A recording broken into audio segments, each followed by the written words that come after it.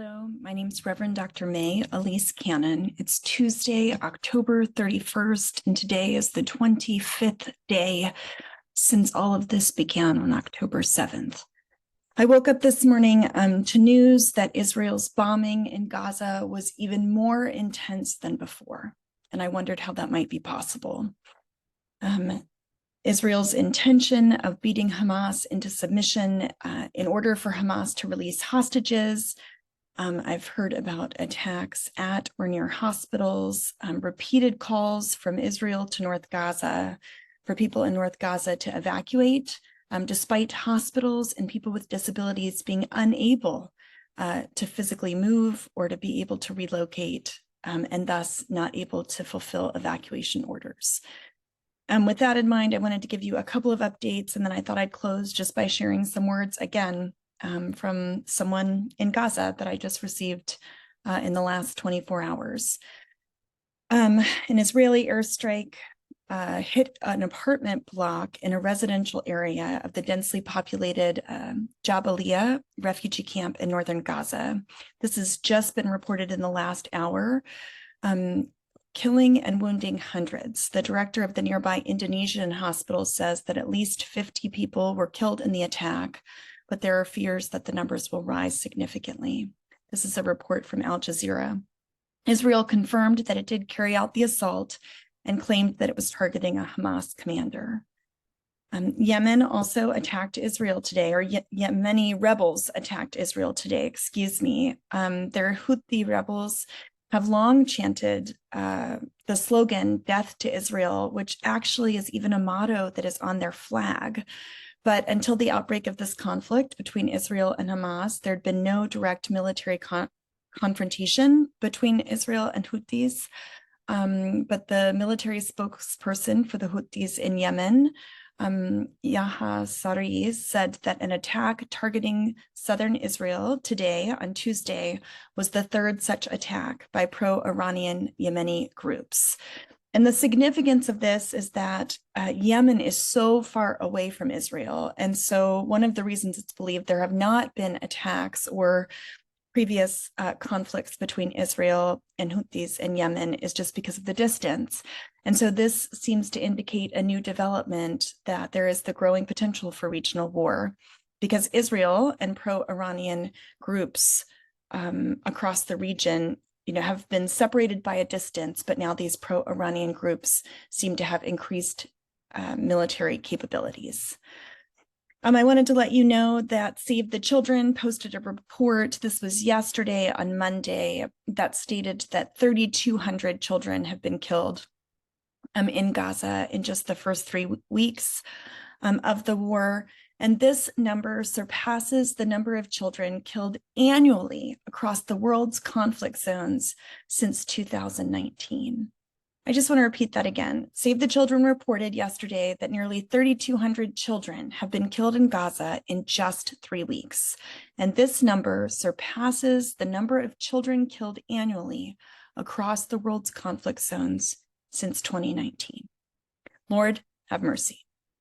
A few updates from OSHA, the Office for the Coordination of Humanitarian Affairs. On October 30th, there were significant ground operations within Gaza. This was the 4th day since the ground operations began. There have been intense bombardments. A total of 304 Palestinians were killed. This was on the 29th, so often the numbers that we get are a few days later.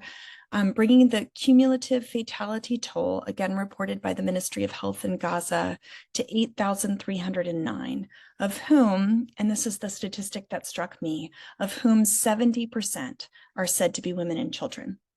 So I'm going to just pause for a minute. There's been this whole conversation about the question of numbers, and are these numbers exaggerated? And what I think is so important, and we'll talk about kind of Israel and Netanyahu's response to the whole calls for a ceasefire, is that we, in our social advocacy and in our political advocacy, we need to advocate for the more than 200 hostages that are being held by Hamas to be released. We need to advocate that Jewish people in Israel and around the world be protected and can feel safe, and that we need to advocate that civilians be differentiated from Hamas, that the Palestinian people, should not be equivocated with terrorism, and that it is wrong when 70% of a population group, who are killed are women and children. And so I really wanted to highlight that statistic from today. This is the second consecutive day that the vicinities of 2 hospitals in Gaza and northern Gaza have been reportedly bombarded, resulting in damage. OSHA reports that there are 13 hospitals that are still operational, but that they have received repeated evacuation orders from Israel in recent days. There are thousands of patients, medical staff, more than 100,000 internally displaced people who are staying at these facilities. And remarks delivered to the Security Council by the Emergency Relief Coordinator, Martin Griffiths, stated this: "We're deeply concerned by the allegations of military installations in the close vicinity of hospitals and the request by the Israeli authorities for hospitals, including Al-Quds and Shifa, to be evacuated. There's nowhere safe for these patients to go, and those on life support or babies in incubators, moving them would only mean a death sentence." On October 30th, which was yesterday, 26 trucks were allowed into Gaza. We're continuing to call for humanitarian assistance. Griffiths also in his Security Council message said this: "It is urgent for us to replenish fuel supplies, which are vital for the most essential services, including hospitals, water desalination plants, and to transport humanitarian relief inside Gaza." This is important. It has to do with water. Water supply from Israel to South Gaza came to a halt on October 30th for unknown reasons, while the announced repair of another pipeline from Israel to the middle area ahead of its reactivation did not take place. This follows several days of gradual improvement of water supply in central and southern Gaza, and following the distribution of limited amounts of fuel available in Gaza to key water facilities, enabling their reactivation. At the time of writing, no water is being provided to Gaza from Israel. So that's from October 30th, which was just yesterday. There is a political battle going on right now about the whole call for ceasefire. We talked about this yesterday. Netanyahu's comments about a ceasefire would mean Israel is surrendering to Hamas. And unfortunately, humanitarian ceasefire has become a political casualty as well. This has stopped being a neutral concept. We're saying stop killing. And instead, this has become the idea that if you call for a ceasefire, it means that Hamas wins or Hamas is winning. And so we have a lot of work to do to talk about why a ceasefire means civilians and women and children living. And it does not mean that Hamas is winning. And so those opposed to a ceasefire say it would prevent Israel from ending Hamas's rule and military bases in Gaza, and thus any governments who support Israel opposing a ceasefire until Hamas is eradicated would be supporting Israel surrendering. Those who publicly call for a ceasefire have stopped talking about any ceasefire that would allow for Israel to get on with the job after some period for humanitarian resupply and evacuation of the wounded. So often ceasefire has become synonymous with at least supporting Palestinians against Israel. And many people are saying supporting a ceasefire is even supporting Hamas, which is deeply, deeply problematic. Supporting a ceasefire means supporting water for people who are thirsty, supporting life for children, supporting people in a hospital not having to evacuate, supporting ending bombing of civilians. And so I think it's really important that we differentiate that. I'm sorry, I'm trying to make these reports as quick as possible. There's just so much happening. What happens when all this is over? The Palestinian Authority Prime Minister Shataya on October 29th rejected the idea that the Palestinian Authority would take over. And he said that he speaks for Abbas as well. And he went on to say, which is not being picked up in the Israeli media, that the PA would only consider control of Gaza if it would be in the framework of progress towards a two-state solution, which is interesting because President Biden said something similar to the same thing when he was interviewed on October 15th by 60 Minutes. No one is expecting the endgame to be needed soon, but there are conversations about what happens in the day after transition. The Bahrain foreign minister was just in Ramallah. American and Saudi officials have been meeting. It's clear that America and Saudi were not discussing a ceasefire.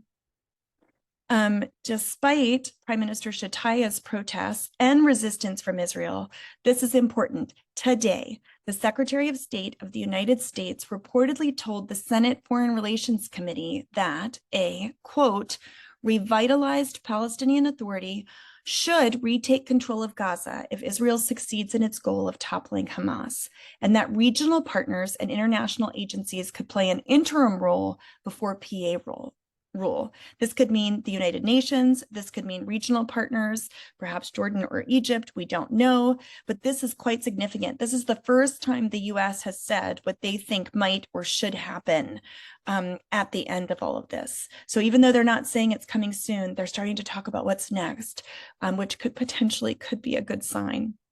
There was no mention of ceasefire during the hearing except from protesters.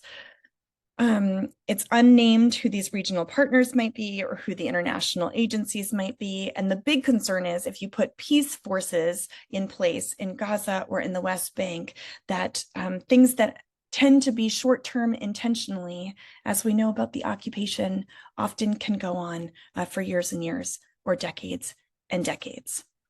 I think that I will transition there.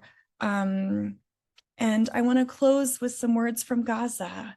And this is was written by someone in Gaza, and it's entitled "Shoulders Must Remain Strong."